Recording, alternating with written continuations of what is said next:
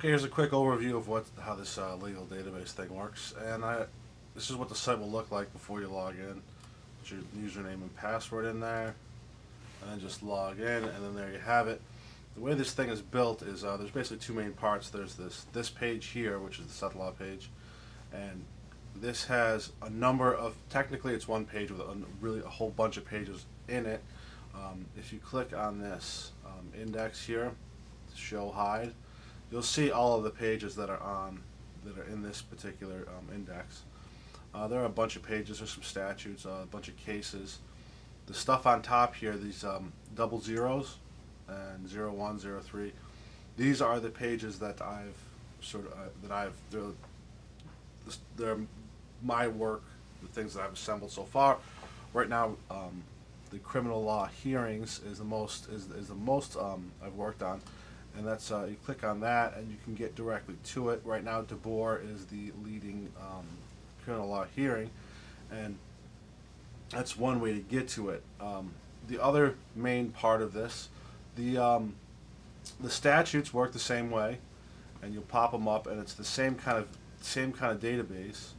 And to see which statutes are in here, there's a lot of criminal law statutes, criminal CPL, a lot of CPL in here, and CPLR related to appeals right now. That's predominantly what I have so far.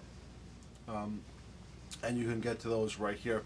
These are each of these statutes are full text. The full text of the statutes, whatever practice commentaries were included in the McKinney's, and then towards the bottom I've included the notes of decision.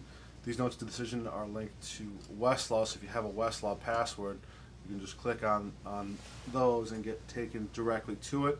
To me, this is a nice compromise between having just a ridiculous amount of information that it gets unruly and connectivity with follow-up research, because that's really what my database is intended to be. It's just an easier way to get to the stuff, and for any additional follow-up research, there's no way I'm really going to replace Westlaw.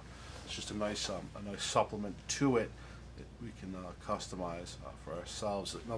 The other part of it, in addition to these databases, is the catalog, and that's where I put the things that I write, and this is where I put the resource locators. Resource locators are right here, the RL. Now this right here is what I use to tag cases and related materials. For example, to get all of the things on DeBoer, I could simply search for it in the search box, PNCH DeBoer, and then here are all the things that are tagged with that particular resource locator. Here are the cases, and then here's the fourth department. DeBoer probable cause for stopping the fourth. I broke it out into its own page, and that's the way that works. Right now, both of these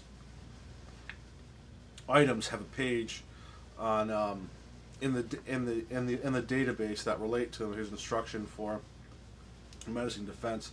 Here's like a low-level case that I found did a great job of listing the Court of Appeals cases, which is often what happens.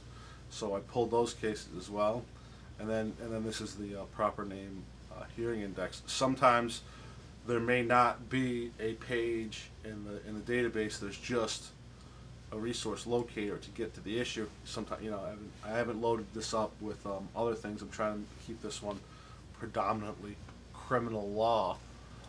So that's the basic idea. And then as you go through, you'll see references to treatise sections. If you click on files, you'll see those, and here they are. They're this is a couple treatises that I use for reference. And when you see a reference to them and you click on them, most of the time, if I reformatted all the links properly, you'll get right to here, and then you can just download that particular treatise section by clicking on download. If you have comments, that'd be great. Help me improve the thing. And then, of course, on the home page, on the Seth Law page here, we'll hide this. Right here, if you send me feedback. Maybe if you want a particular case, you'd like to see a case in there that you want me to to sort of liberate. That'd be, I'd like to know about that. If you have any comments about how the thing works, that's great. Whatever whatever you want to say, you just send it in here. And this is only all CDs.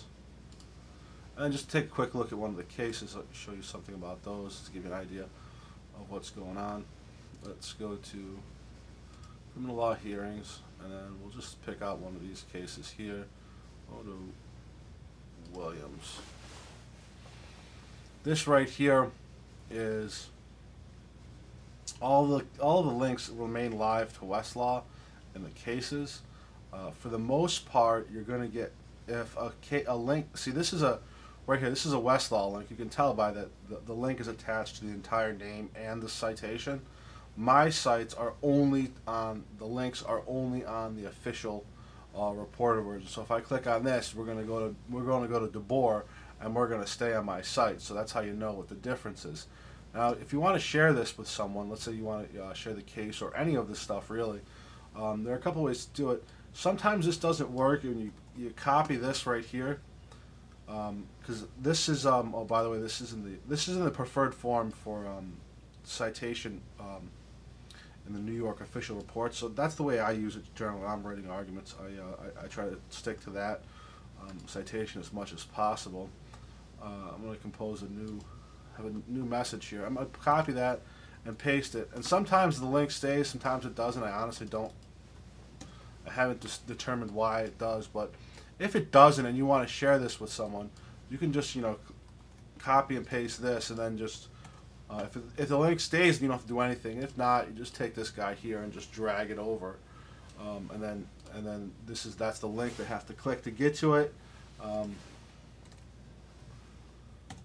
just going to send this to myself here, just to show you what it looks like, and your recipient will get that. So if you're using this thing and you want to share cases and stuff through it, obviously the person that you're sending it to is going to need a password, and just ask me for it, and I will give them one, because if you have one, that probably means I have no problem giving out passwords to whomever you ask me to. So here's the case, and here's how it works. We'll go home here, and we'll see what happens. Oh, that's odd.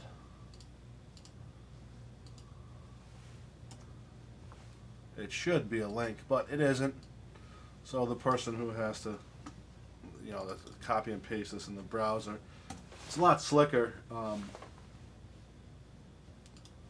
let me see. It's a lot slicker when it becomes a link, and I honestly, sometimes my the mail program doesn't really work too well. Sometimes it works okay. And then you just put that in there, and the person can get to it that way. If they aren't logged in, they'll be taken to a login screen, and they log in, and then they'll be fine. So that's just a quick overview of how this thing works, and thanks for watching.